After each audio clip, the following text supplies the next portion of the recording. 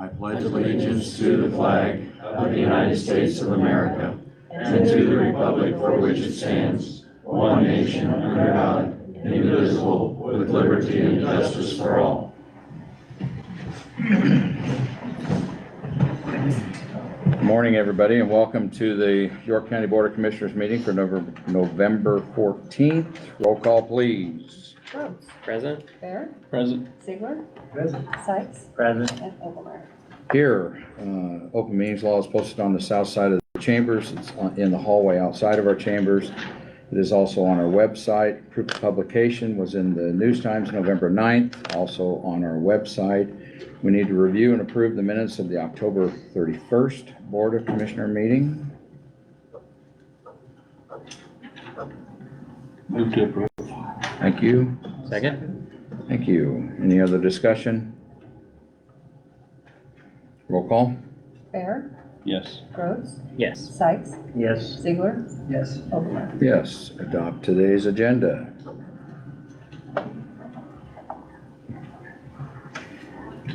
Move to approve. Thank you. Second. Thank you. Any other discussion? Roll call. Bear. Yes. Sykes. Yes. Ziegler. Yes. Rhodes. Yes. And Overmeyer. Yes. Officials forum. Good morning. Good morning, everyone. Don't have a whole lot to report. We're mowing roads that the landowners didn't get mowed. We are now mowing on those. Blading roads, hauling gravel. Working on East 4th Street, trying to get that one done before winter decides to come. And that's kind of where we are with the road department. Okay. Any questions for her? You're hanging around, obviously. Yes, I am. Thank you. Thanks. Morning, Kurt. Good morning. Kurt Olgren, York County Assessor. Just want to update you guys on workings in our office. We are in the process of sending the certified tax list over to the treasurer's office. I'll be working with her this week just to double check everything, make sure all the numbers are correct. We need to have that to her by the 22nd of November. Also, we will be mailing out this week the permissive exemption preprint forms to everyone who has applied in the past. So I just want to make sure that if people don't receive one, that they please reach out to us and let us know if they have any questions about it, or if they feel like they qualify, or if they haven't applied before. Just reach out, we'll help you out with that. Got that, you too? Yes. They have until the 1st. They have until December 31st to return it to our office. I mean, actually, this year it's January 2nd because of all the holidays and where they land and everything. Okay. So, yeah. Thanks, Thank Kurt. you. Morning, Commissioners. Tristan Perry, York County Diversion Coordinator. I was just giving you guys some updates. It is grant season, so I'm starting to apply for the Nebraska Crime Commission grants. This year, I have arranged it to where we will be able to apply with Polk County. And so that just means that we're able to grab the allotted amount that the Crime Commission has given Polk County in the past. They've been paired with Merritt, Nance, and Hamilton.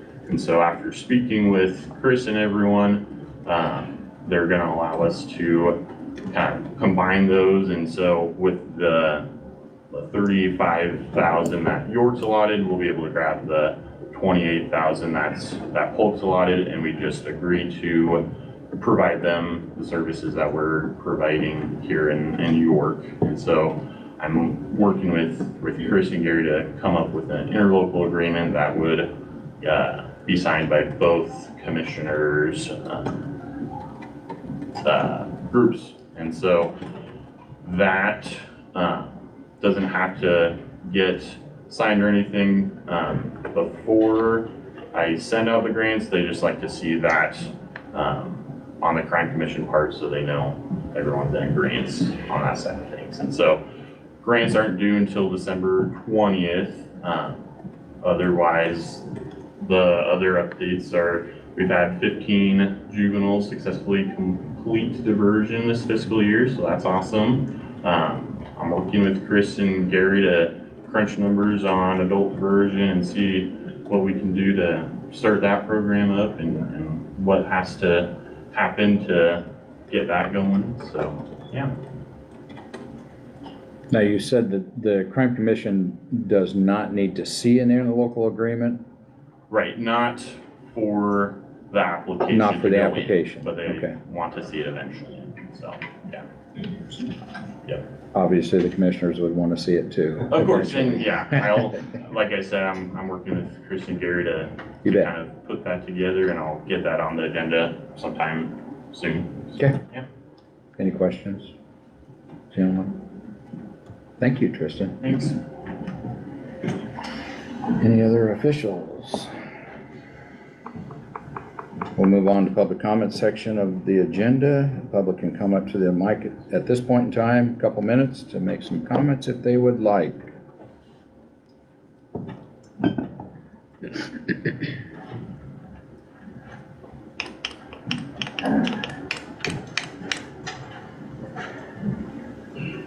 Morning. Morning.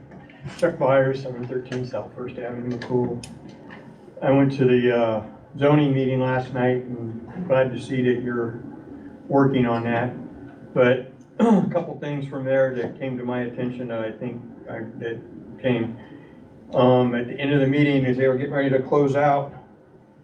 They talked about the fact that they were going to make some edits and then come back the second week in December to discuss them with the public. As an elected official, I'm not a expert on the open meetings law, but if they're going to discuss edits to that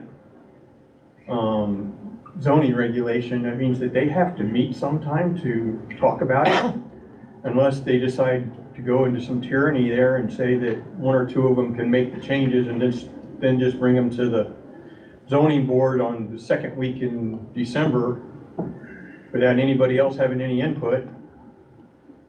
And otherwise, they have to talk about it. If they talk about it, that means it's supposed to be an open meeting.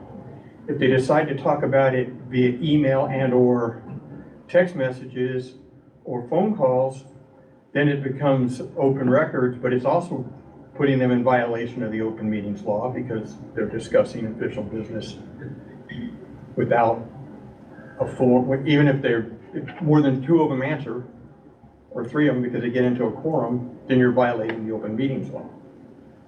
So consequently, I think that that's something that needs to be looked at. Because if they're gonna wait and bring that back on the second week in December with the changes, then they're gonna have to violate the open meetings law. And if that's the way they've been operating through this whole process, then they've been violating the open meetings law the whole entire time. Because in order to have a meeting and talk or discuss those things, you have to have it printed, and it happens to meet the requirements of the open meeting law. That's all I have to say. Thank you, Chuck.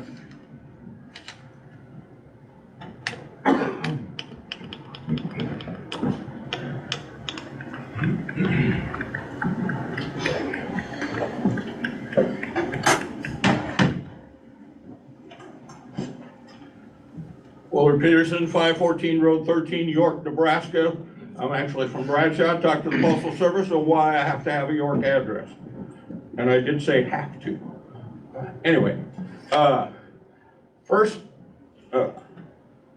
topic is, well, I'm going to bring up one that was brought up to me and I never thought about it, but this is in terms of me, trying to think ahead in the county because you got to get some stuff going ahead of time. Oh yeah, I'll bring up something I suggested you guys do about roads, making a longer term plan for roads. I haven't heard anything about that, but that would be another thing that should be thought of down the road, whereas, what roads are going to need to be fixed or what roads could be turned into hard surface, for the future that would help the county out. So that's one thing. It was brought up to me and I'm a little disappointed I didn't think about it, but somebody asked me about what was going to happen with the fire station in York once, once they get moved into the new one, which I know is down the road a ways, but they said, why don't they turn that into a new jail? And I thought, oh, well, that might be worth considering. And again, that's a down the road thing, I understand that, but you gotta start. You can't get somewhere if you don't start. So anyway, that was brought up, and I'm sorry I didn't think of it, but, so I apologize, but anyway. Okay, now the other thing, and I forgot my things, I stopped after the last meeting, and I got a bid sheet for this south wall down here with the garage doors. They're gonna move the wall out, make more storage, and then put new garage doors in. I was in on the original conversation with you guys out at that meeting, and the way I was pretty sure that you had decided was to put in one taller door because of law enforcement issues with bringing prisoners in and out. But the other 3 doors didn't need to be that tall. And I thought, okay, that makes sense. But then, in that same meeting, one of you guys, and you know who you were, brought it up that, well, if we put all those doors in the same height, some people are gonna think that looks funny. Who cares? But then I felt that you guys were in agreement that, yeah, maybe we should put them all the same height. So that's the last thing I knew. And the last thing that I thought I remembered was that they were gonna be all 8-foot doors. Well, then I go get a bid sheet, and what's the first thing, I forgot to bring my bid sheet, but if you look, unless it's been changed again, right on the front page, it says the contractor is responsible for putting up 4, wait for it, 9x9 doors. Okay, that did not set well with me. And it did not set well because of a conversation that you had in that exact same meeting earlier, and it had to do with the special meeting you had to do where the constituents told you to stop spending money, and you addressed that issue at the beginning. We better stop spending money because our bosses, that was a quote from one of our bosses, said to do that. So then in the next thing that happens is you guys are putting in 4 9-foot high doors that I've talked to some people, and the only thing I can figure out is because they'll look nicer. I would ask that you do not accept any of the bids today until you reissue a bid sheet that would show the smaller doors. And then once that's done, you can compare, and if there is no difference in price, I don't have a problem.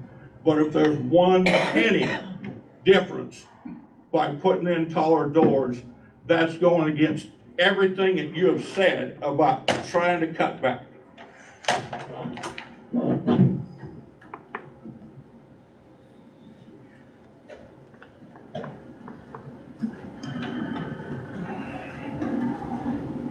Anybody else from the public this morning?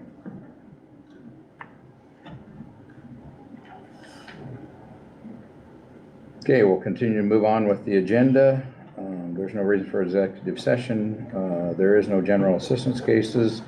Payroll and vendor claims are in front of us today.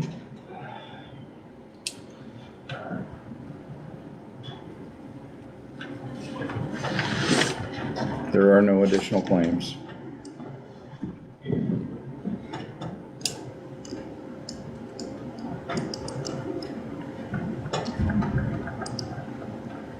Well, it relates to a later topic when we start talking of contract for audits, but I was amazed at the cost of the whole audit process.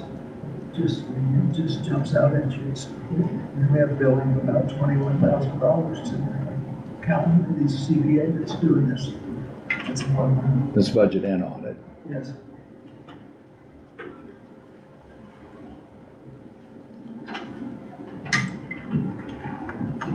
Nothing new, but the medical costs and taking care of prisoners is continue to be a big issue. Yes, it is.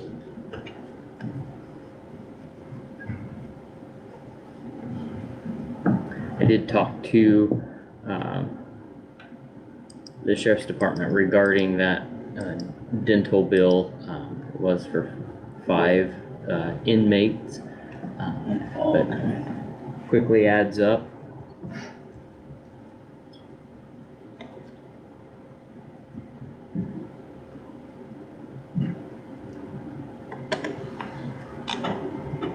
And there's a number 7 in front of coroner autopsy cases. Did we have 7 autopsies this month?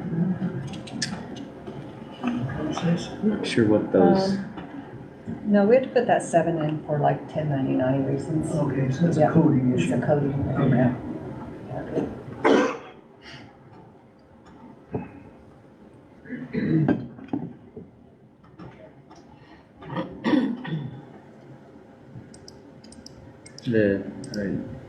a fairly significant, not huge, but fairly significant amount of claims.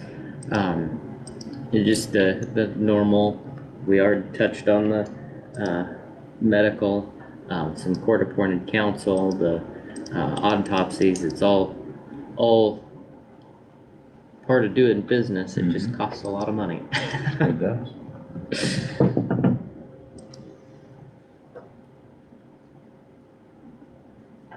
I would make a motion that we approve the payroll and vendor claims as presented. Thank you, Daniel. Second. Thank you. Any other discussion? Roll call, please. Brooks, Yes. Bear, Yes. Ziegler, Yes. Sykes, Yes. Yes, there is no need for funding transfers yet, but within the next 2 weeks, we'll probably have to come up with something. We're in that time of year where it's just we're just running low on cash, and payroll and everything continues, so we'll come up with something for the next meeting. Next up is discuss and act on reappointing Shannon Siebert to the Visitors Bureau. Bob?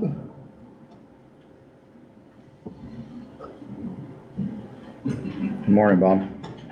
Morning. Bob Sauter, York County Visitors Bureau Director.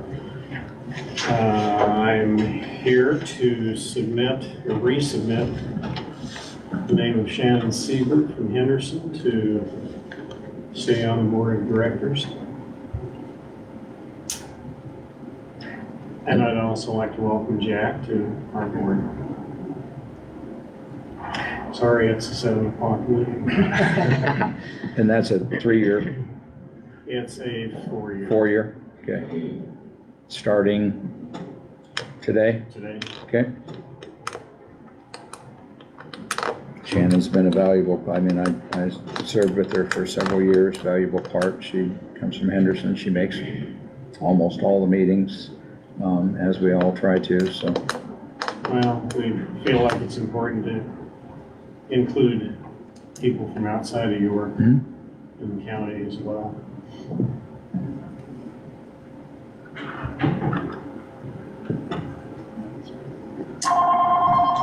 We make a motion that we reappoint Shannon Siebert for a 4-year term beginning November 14, 2023.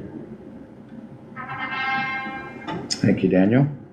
You want an end date running through November 13, 2027?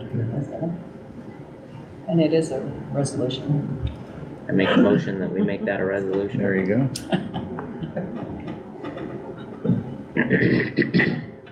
I'll second that. Never mind. That's all right. Any other discussion?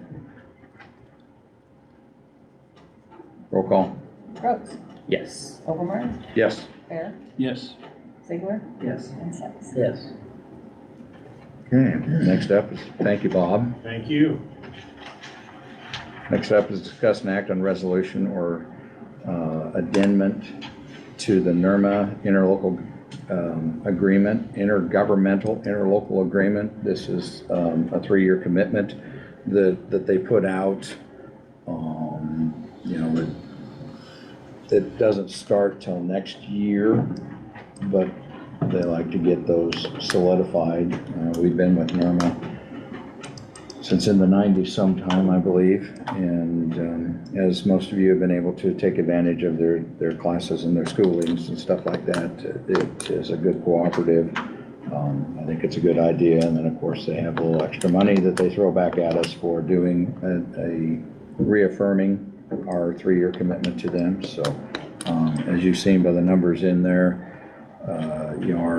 we received like 11,000 back this year, dividend check, and then I think the other was going to be another 6,000 or so that was for signing on. So anybody have any questions on that?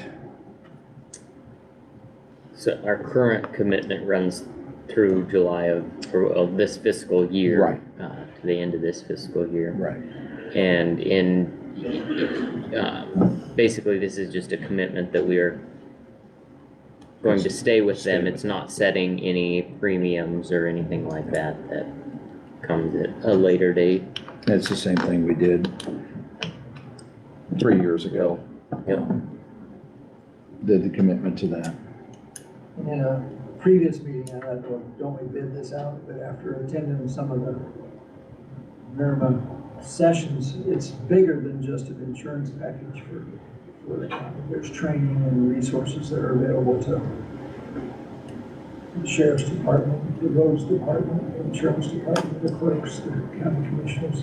There's training and guidance in the whole business. So it's a big deal. And this is by resolution also.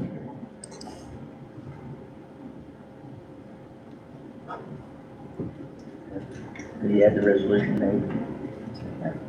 Just need to adopt a resolution. Yes, we need to adopt a resolution to assign that 3-year commitment. interlocal permit 3-year. Okay. Thank you, Jack. Second. Thank you, Stan. Any other discussion? Roll call, please. Sykes, Yes. Bear, Yes. Rhodes, Yes. Ziegler, Yes. and Overbaugh. Yes. Okay, next up is discuss and act on alternative compliance examination engagement for Gear Car and Monroe. See if I can explain this. When you spend over $750,000 of federal money, you need to have a single point audit. And a single point audit would cost us roughly about $10,000. And they got into, when the government threw a lot of this money out and it forced a lot of counties and municipalities and everything to start having these single point audits, they come up with this compliance examination. If the federal government money pushed you over that $750,000 limit, if this COVID money pushed you over that limit. And in our case, it's what it does. So Jill with Regier Carr and Monroe is recommending that we go this way. It's half the cost of doing a single point audit, and it satisfies the requirement of the government, which we have to do one of the two. So we have no choice. And of course, we can take the money from that ARPA money to pay for this. And once we expend all the ARPA money out, then this will go away, over the next couple of years. But it's part of what they want to see. So it's what we kind of have to do. So this is the engagement letter for that.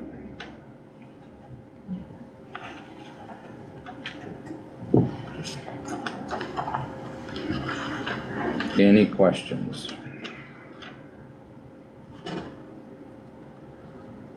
I move we sign the engagement letter. Thank you, Stan. Second? Thank you. Any other discussion? Roll call, please. Bear, Yes. Rhodes, Yes. Sykes, Yes. Ziegler, and Overbaugh. Yes.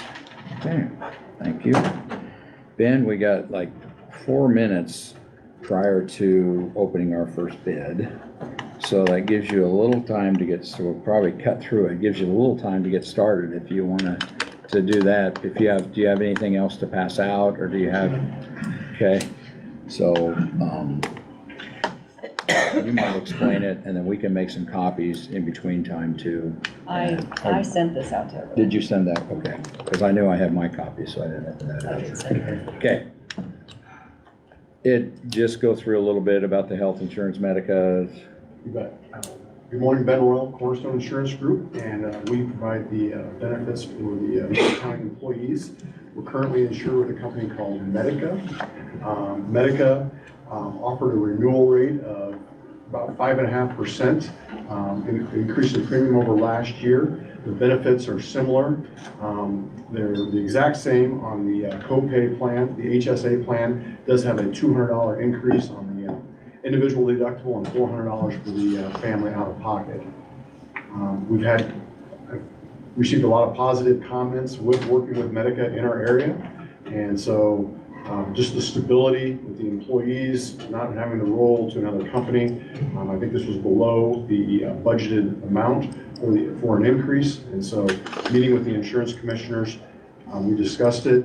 We also reviewed the HRA, where the county is paying, after the $1,000 deductible on the copay plan, they're paying the next $2,000. When we look at that from a cost saving standpoint, it's still beneficial for the county to continue to implement that. Medica also has a nice feature that we see in the marketplace where they have some preventative drugs or maintenance drugs that do not have any copay associated with that. So from a member standpoint, someone on the plan, it's nice to not get dinged every month for those copays. So we're currently working with an employer outside of town who was with Medica, left for a year, and now they're actually going to pay some additional money over a competitor to come back to Medica because they see the value in working with that company. So anyway, I've got a lot of positive things with Medica. We get good support from them. So I think it's wise to consider just renewing with that increase. What we're seeing in the marketplace, it's kind of all over the board. One renewal, or we've seen renewals 20, 30%, and so forth. So I feel like this is a very favorable offer we're seeing on this too.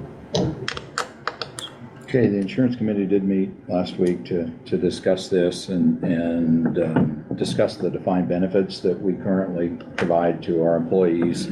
And we recommend that this was a good idea. Maddie actually sat in on that with Zell. She sat in on that meeting also.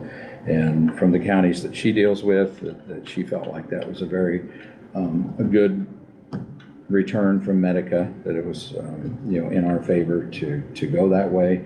And we had talked about those defined benefits of how we pay so much for single and different things, and we would leave everything the same, just clarify one aspect with the health savings account. Some of our people take an HSA, and what that does is relieve us of that $2,000 deductible that we pay for everybody that's on the traditional. So then we give that individual a $100 deposit for taking the HSA. We would just need clarification from the employee that it is going to an HSA account, a qualified HSA account. And that will be one little thing. We've never really asked for that in the past, but we would just clarify that it is going to that HSA account. So everything else would remain the same. There is what we felt.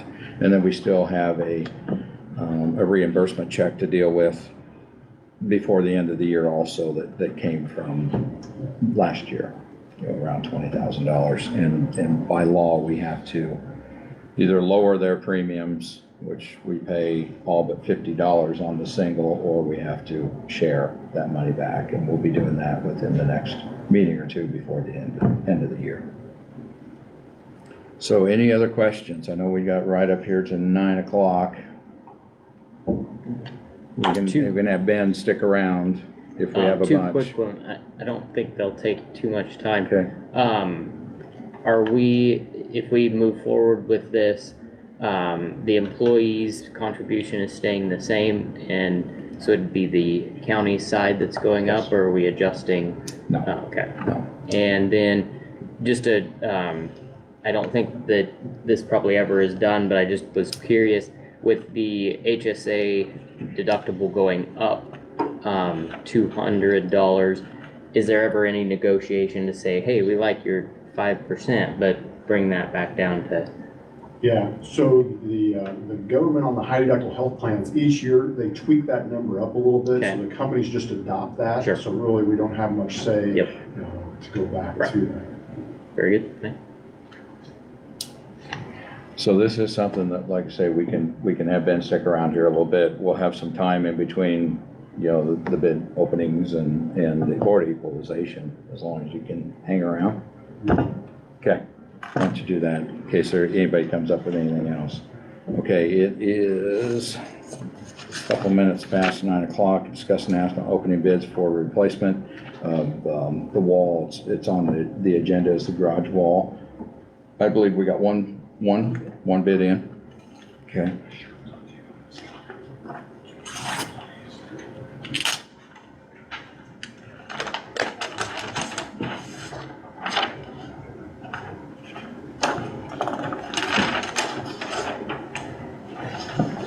Okay, and the bid is from JLC or Jensen Lumber Company here in town. And the total project cost with everything is $59,574. I know that Cal, I tried contacting Cal here a minute ago to see if he's gonna come around because I'd like to have him, he did show up. Okay, I'd like to have Cal look at the bid and then come back with a recommendation to make sure that everything was what we asked it to be. Sound like a fair deal, Cal? Yeah. Thank you. Yep. So at one point, Cal had talked to a couple contractors and they was just roughing it, and the reason we went with sealed bid is they figured it was gonna be over that 50,000, and anything over 50,000 has gotta be the sealed bid, and then just one turned it in. Okay. Do we have any other, for Ben, any other comments?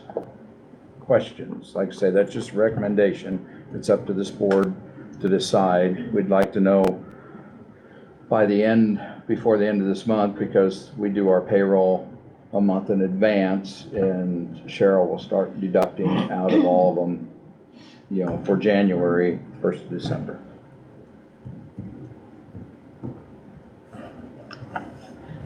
My experience is such that I don't know that I've ever seen insurance just staying pretty even like this particular quote is. That's a positive for the county and the employees, if the service is there, and apparently it is. Yeah, I mean, from my perspective, I had worked with Medica prior, and I've had good luck with them this year, working with them on the county. I think they're a fairly good, easy company to work with. We was looking last year with the former company, we was looking at about a 17% increase. And then they came in and matched what we were paying the year before. So they've been very attractive to us. I have not heard, usually there's ruffling when we do switch, you know, because of medicines or stuff like that. I know with this one here, they have, well, what do we call it? There was a preventative drug benefit. That's some that are at no cost to the employees through this. Yep. And I think that's very popular, you know, with some of those prescriptions, so. And we did budget, I know that Ben had mentioned about the budget, we never know. Because half of Right. our year is solid, the other half, you know, is up in the air, and we did budget, you know, for a 10% increase, just not knowing, so.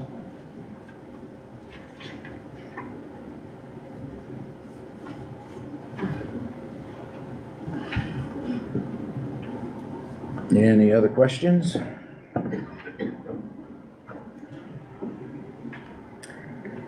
Yeah, I mean, like you said, insurance committee met. It's a recommendation to stay here. If we didn't stay here, we'd have to put it out for bids. I mean, there's a slight chance we might get somebody that would come in and quote us something under, but that chance is pretty slim. And then we'd be right back to trying to decide, okay, are we gonna put our employees through making a change again after only 1 year? I think that at a 5%, you know, compared to what we've heard from other places, It's fairly reasonable. And I think that if it's the recommendation of the insurance, committee to go ahead and stay with Medica and, not raise the employees' premiums, just absorbing that on the county side, I guess I'm on board with that, so I would make a motion that we stay with Medica for this next year. Thank you, Daniel. Second. Thank you, Jack. Any other discussion? Roll call, please. Rhodes, Yes. Sykes. Yes. Ziegler, Yes. Bear, Yes. and Overman. Yes, okay, we will be doing open enrollment next week. Yeah, I was just gonna visit with Cheryl. To reach out and I make think sure, it's the 20th. try to get around to everybody, and we still need to do that, so thank you, Ben. You have anything else? Have a great day. Okay. Okay, we have 15 minutes, or not 15 minutes, but 5 minutes before the, next. Oh, is he ready? Are you ready? He really loves this. You can just tell. He almost ran up there, didn't he? Well, we're going into winter, and I don't wanna do any construction during that time just to free up our, snow brush and all the equipment I need to get out of the garage for snow removal. We've only got one bid. I think we should wait till spring, be a little more aggressive, was trying to get more bids. Okay,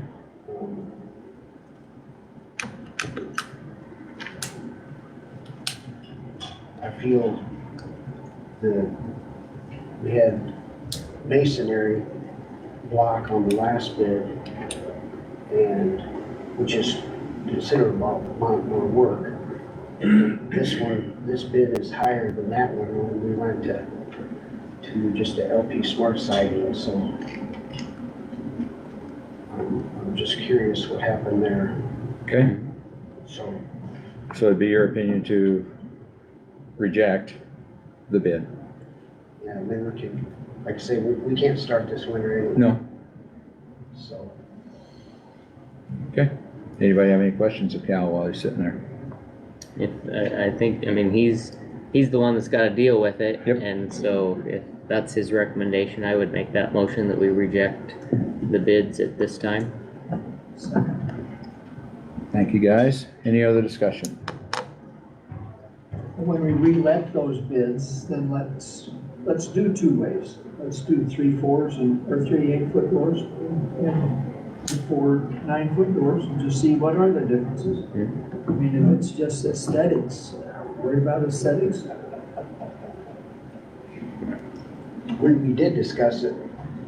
We did discuss that the sheriff's department had two 9-foot doors, just for emergency vehicles and if some equipment had to come in.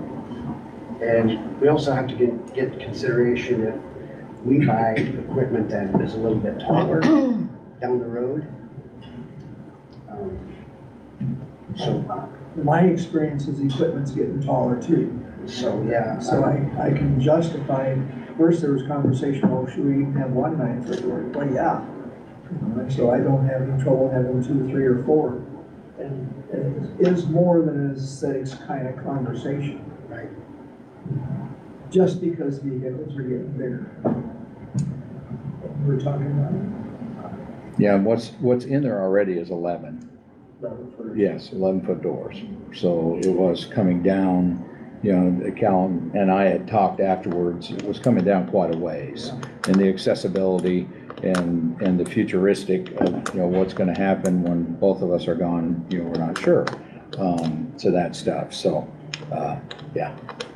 That was, I know the original conversation, you know, had other stuff going on out there, but afterwards, we had visited about the block and looking at the LP siding and different things like that. It would have been nice to have more, and I think Cal tried to solicit others to, you know, look at it. I think it's just fallen in, for the larger contractor, it's fallen in as a little bit too small of a job.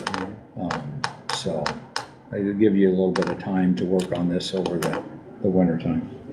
And business is booming around here, construction is busy. Right. Well, is there justification to go to 11-foot doors so you can go through one door through the second one? And at some point, we must have thought, or whoever designed the courthouse thought they needed that big of an opening. Do we need that big of an opening now? It's a lot easier to do it right the first time than go back and modify it again. And yes, you put money into the door, but you put less money into your block or your siding or whatever. So some of that balances out. Yeah. Either way, you're gonna need a lintel that's gonna go across the top and hold that up.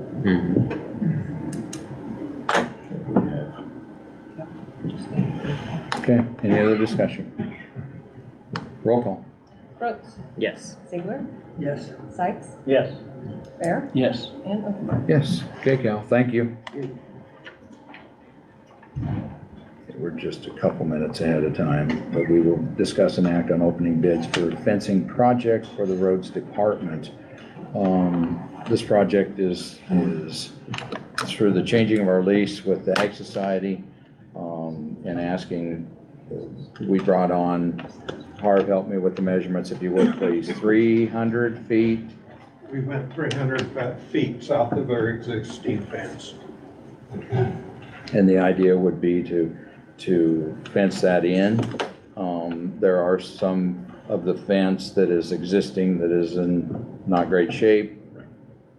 And redo that and then come out and fence that area in and then have another fenced in area on the inside that the sheriff could use, bringing our Benedict building to York, and the sheriff could use for some impoundments, which currently the impoundments go to the local yards. We could use it as ourselves and then use that building for his secure, which he needs a place for security out there. And then I think Harv has got some more plans for that 300 feet as far as moving the rock and stuff back in there. Getting this elbow room in the yard.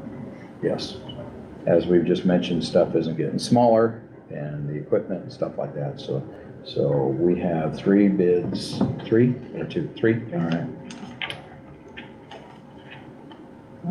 It's still pretty good, isn't it? Yeah.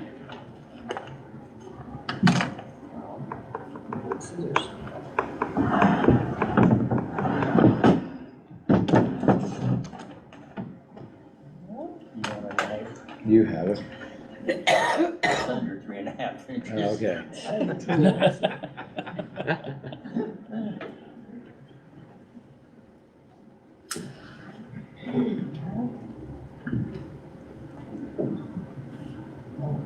Don't hurt yourself. I was gonna say.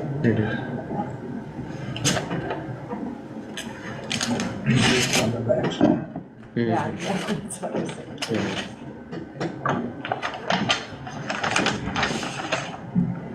Oops. Oh, wow. Hard. Okay, the first one is from Empire Netting and Fence, and they are out of Waverly, Nebraska. And we have, it says revision number 2.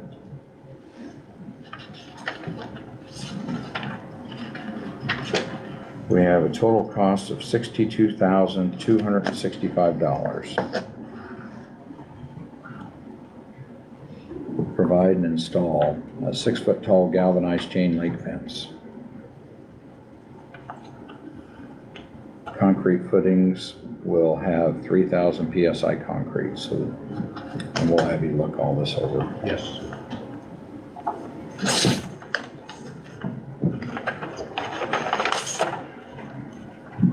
American Fence Company. They are out of Grand Island, Nebraska. And their price is, looks like $49,810.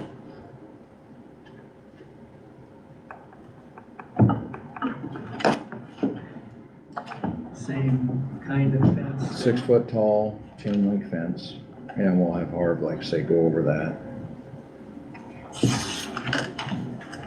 A little bit of difference on them. is this from? Outback. Outback is Lincoln. Okay.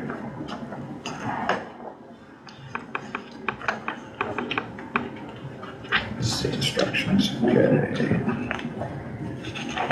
And their bid is balance due of $47,212.72. 6 foot, 9 gauge. So Harv, if you want to take a look at these, please. Yes, I do. I think those are the 3. I just want, Go the ahead. name of the company, That last one, Outback. who? Outback. Outback from Okay, Lincoln. okay. Waverly, Lincoln, and Grand Island. Thanks, Harv. Okay, we are awaiting him, and we can do committee reports. We got 10 minutes before the Board of Equalization. Anybody want to start? Been a busy couple of weeks. We went to a couple of tech meetings, trying to make progress with transition from .com to .gov for email addresses. And then also discussing where do we put servers? Do we go to cloud servers? Do we put them all down in a secure, temperature controlled, fire suppressed room? So looking at those kind of conversations and having the consultants that work with us being on the same page and supporting that. So that's been interesting. Attended a meeting last night. I was just listening to what's going on this morning in solar. Had a couple hour session with Dustin Marble and Lisa talking solar and what's necessary, what are the benefits, what are the costs. One of the things that amazed me is they're talking about government's offering recharging stations to go down I-80 as opposed to follow the fish hook for things. And Dustin shared that one of those takes the amount of energy as Walmart does for energy use. And so I'm processing how are the farmers going to deal with interruptible service with their vendors. And somehow that infrastructure's got to all come together too. It's not just putting in a station and dealing with it that way. So that was an interesting conversation. And I attended 2 voter integrity sessions. We had one downstairs. We had a couple commissioners from here. Daniel and I were there, and then Gary was there as the county attorney, and Kelly was there as our clerk.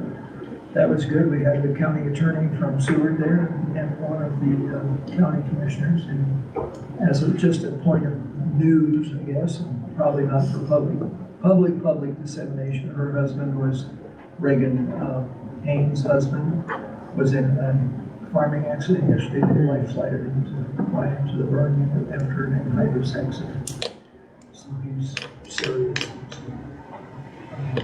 Anyway, that was an interesting conversation too. And, reading what our Nebraska statute says, but then also looking at what the federal Constitution says and how do you align those two and where do you go from there. So I'm sure there'll be more interest and more conversation. And there was a meeting at Cornerstone last Tuesday, and there were about 80 people there. Willie was there. Mayor did not cover that meeting, but informational in terms of what's going on in York County. And Dr. Frank complimented Kelly for the voter rolls, as it looks like how she's cleaned up and kept on top of that. So, and it's certainly in every session and all the conversations, it's not an attack on our county clerk, election clerk, or any of that staff. It's just looking at what kind of a voter roll do we get handed to us, and then how do we proceed with that information. So anyway, it's been a busy week. Seems like all I've done has been county commissioner and GOP kind of conversations. And there was also a session on taxation that was out at the office that was interesting too. 3 of the senators spoke on how the money's being divvied out there, some of the conversation on ethic option, and pro conversations from audience and or questionable conversations come up in the sector, so busy time right now. And then I wondered, maybe we should just roll out concertina wire out there for the fence. That's a cheap joke.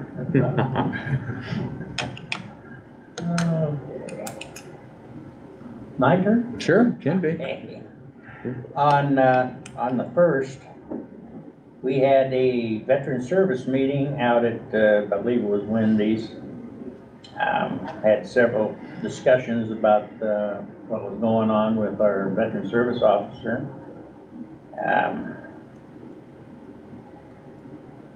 On the 7th, which is called Election Day, well, I don't know why they call it Election Day anymore, it's more like election month.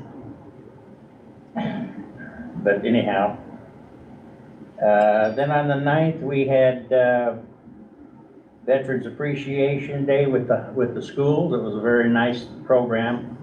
I was a little bit disappointed on the number of veterans that showed up, but there were a few there. I think they enjoyed the kids and having a donut.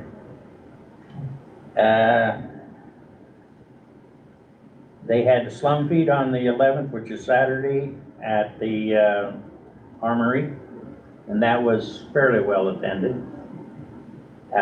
We have a meeting this afternoon with the Safety Committee at 1:30, I believe, here. And the 15th, Wednesday, I have a meeting with the Veterans, or Visitors Bureau, I'm sorry. And the comment about 7 o'clock doesn't bother me anymore. I didn't say it. You didn't say it, but he did. That's because they put it in the paper was the 8th, 8 o'clock. And then he had to put out a correction. No, Jack, it's the 7th. That's all I have. Thanks, Jack. Yeah. So, yeah, I attended, we talked about the tech meetings. We had a couple of them between our last meeting and this one. Just trying to stay on top of a few projects that are underway.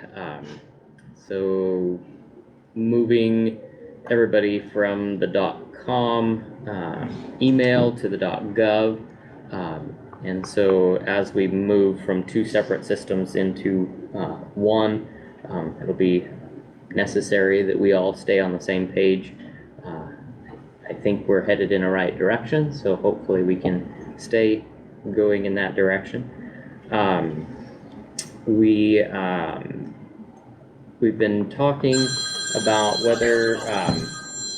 whether it's smart to stay with the current internet providers, or if we want to look at maybe going a different route. Currently, we have a service that comes in, and then we have and that service is all of the courthouse, both the offices down this hall, the upstairs, and the 911 and sheriff's department. And then we have a backup system that comes in should primary go down, that we fail over to the backup. What's been proposed is that we would have a service come in that would service basically the first and second floor of the courthouse, and a service that comes in that would service the call center and sheriff's department. And then those two services would be connected on the back end, so that if one of them went down, they would pull off of the other, or vice versa. So then we would have hopefully a good fail-safe, both for our offices, for the courts, for the sheriff, 911, and it looks like moving that direction would lower our monthly payout for internet services. So in the next couple meetings, I believe actually it's going to be in the first December meeting, the tech committee will come before the board here to make a recommendation. There will be, we are going to recommend that we have a project manager for that transition, because it sounds like, oh, well, new internet, just plug in a couple cables and we're done. Unfortunately, it's not quite that easy.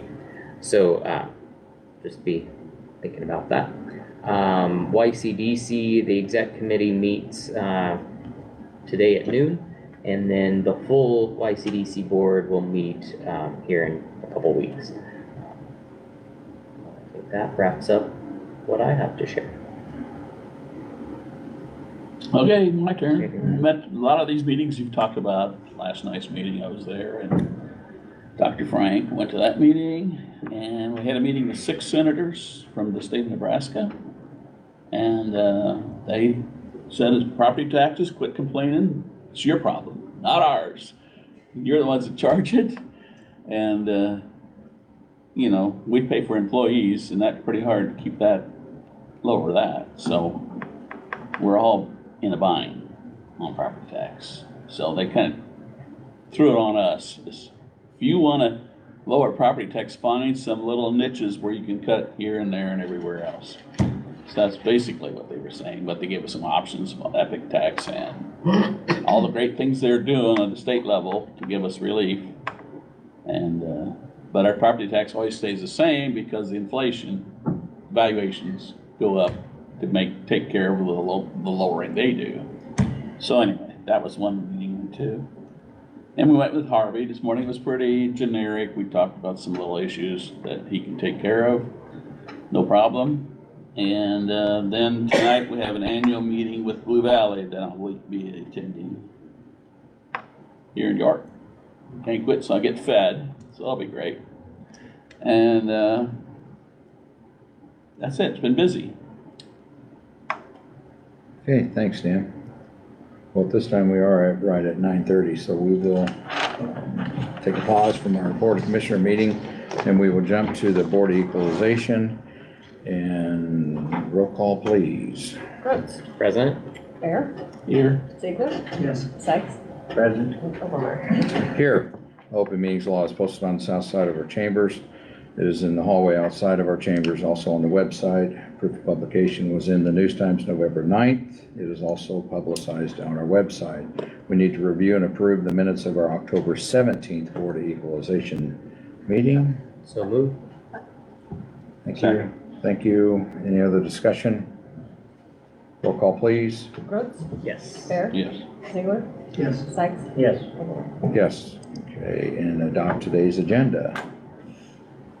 So moved. Thank Second. you. Thank you. Any other discussion? Roll call, please. Sykes. Yes. Brooks. Yes. Bear. Yes. Ziegler. Yes. Overmark. Yes. Okay, discuss an act on striking parcel number 0930161203 from the tax rolls as uncollectible. The treasurer is not able to join us today as she has been out the last 2 days with sick kiddos.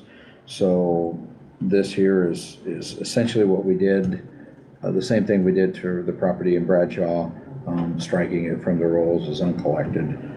She has obviously given us this letter stating that she's performed her due diligence to try to collect them, and the owner has passed away, and so that is what we have in front of us. I don't know, Gary, do you get involved in this in any way, shape, or form? Did Megan involve you in this at all? No. In striking? Okay, thank you. The one, it looks like sheriff had been given a notice. I don't know exactly what that would look like. Let's see, I guess a distress warrant. And it looks to me like it was originally gave to him on the November of 21. And so I assume he would have made the attempt to locate and serve the distress warrant, and then he returned it as undeliverable, basically. So that step is documented there.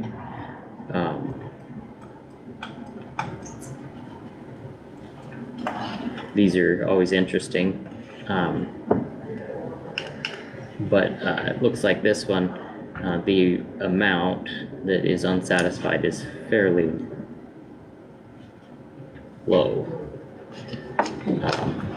So it looks like, well, if I understand it correctly, the 2020 personal property tax is what is unsatisfied, and the unsatisfied amount is $13.34. Yeah, and then there's interest, and then the distress warrant fee Sure. Yep. for a total of $16.28. Okay, I missed that. Thank you. Yep. So we just need to, I don't think we need that in a resolution, do we? Yeah. We do need a resolution. It's that last page. Okay. So we do need to adopt a resolution to strike that parcel from the tax rolls and list that money as uncollected. Appears that we've taken every step we can.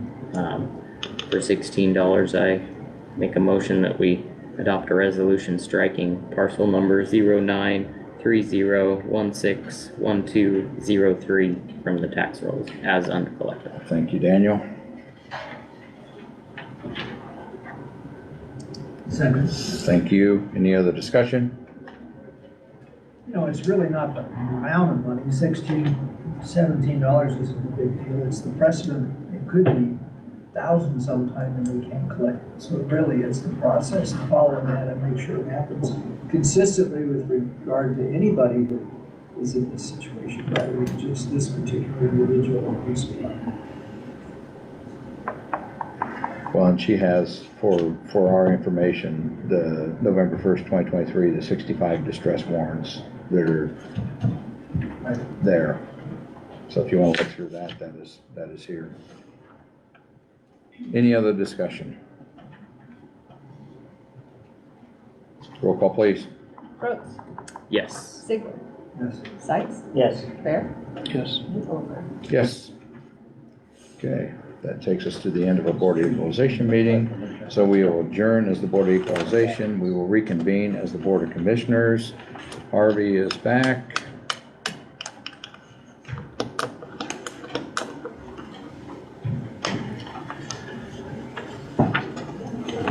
Empire built another quote with a different slat in it, so we might want to read that one. Okay, so that was, This is the one you read right here. okay.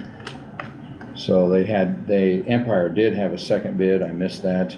And that was, the original one I read was $62,265. The second was $60,840. And the difference being, It was Harvey? a different type of slat. It was a built-in slat that is done at the factory instead of being inserted by hand and locked together the way the rest of them were. That's what the 62,000 was. Okay, But since I seen it, I just wanted to bring it up. Thank you. above board. I missed it. So Okay, that being said, you was able to review all three? I did. And I would recommend we go without back for the 47-212-72, I think it Yes. says. Yeah, they met everything that I was asking for, the right slats in the fence. Them and American both were the same, and both of them had their boots on the ground, so they knew what we're looking at. So, Okay. yes, that would be my recommendation.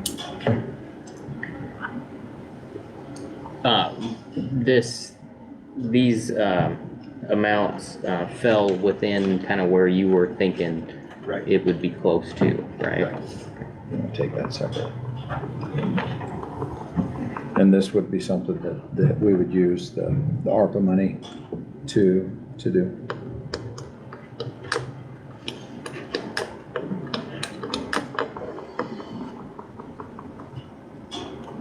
I think it will be a nice area.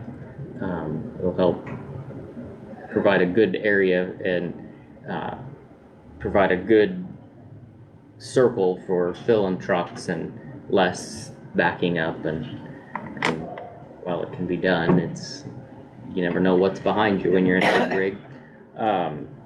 and we've agreed to utilize that area, and I don't think we want to utilize it without securing it.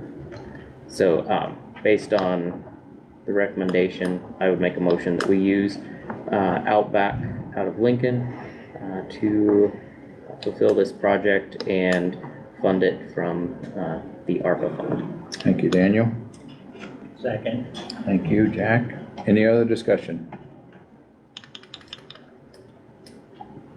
Roll call, please. Brooks. Yes. Sykes. Yes. Ziegler. Yes. Fair. Yes. And Overbaugh. Yes. Do we have some bridges, were you getting close to letting those, or Yes. okay, They are on for the 28th, okay, perfect. next meeting. All right, see you again, huh? Oh, yes, Thank you, Harvey. you bet. Thank you. Okay, that takes us to the end, other than, I'll just echo the fact that it's been busy with the insurance committee and different things that we've met and done over the last couple of weeks, as usual, and getting that little piece done. I would like to comment just a little bit on the process of the zoning. It was noticed last night that the newest member of the zoning was not there. He was not approved, and he had an OSHA training event that was already pre-committed out of state. So he felt bad that he was not there, but that was already done. And so that's one comment that I'd heard. There was a good reason for it. The other was, as far as there isn't any conversations that I'm aware of that are taking place in a private meeting. They're gonna bring some recommendations that Luke had about classes 1, 2, and 3 of some changes. They're gonna bring those to the next meeting, is what they were talking about. And Luke had sent out an email to everybody, which we can do. It's the responding that gets us in trouble, but we can communicate via email to each other. And he had sent those out, and I believe they're gonna bring those forward at the next meeting.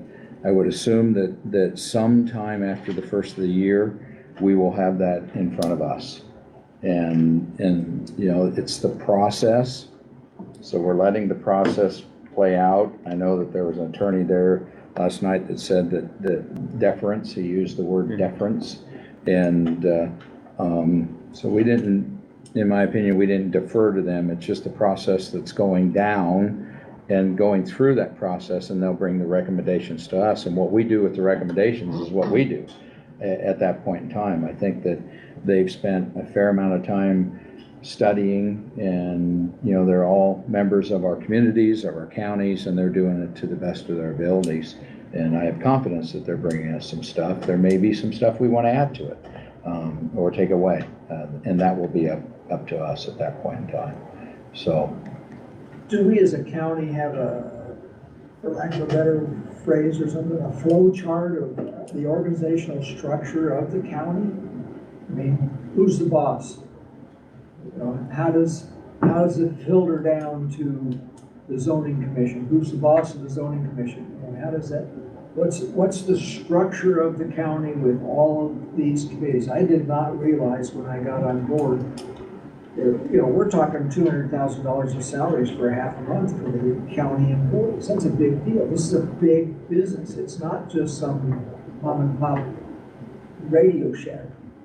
I'm not putting down Radio Shack, some little mom and pop shop. There are a lot of employees with a lot of skills in diverse fields. But is there a structure in place so that somebody could look at that? And so rather than saying deference, well, no, it's not deference. It's here's the chairman, here's the commissioners, here's the zoning commission who has a head person on top of that.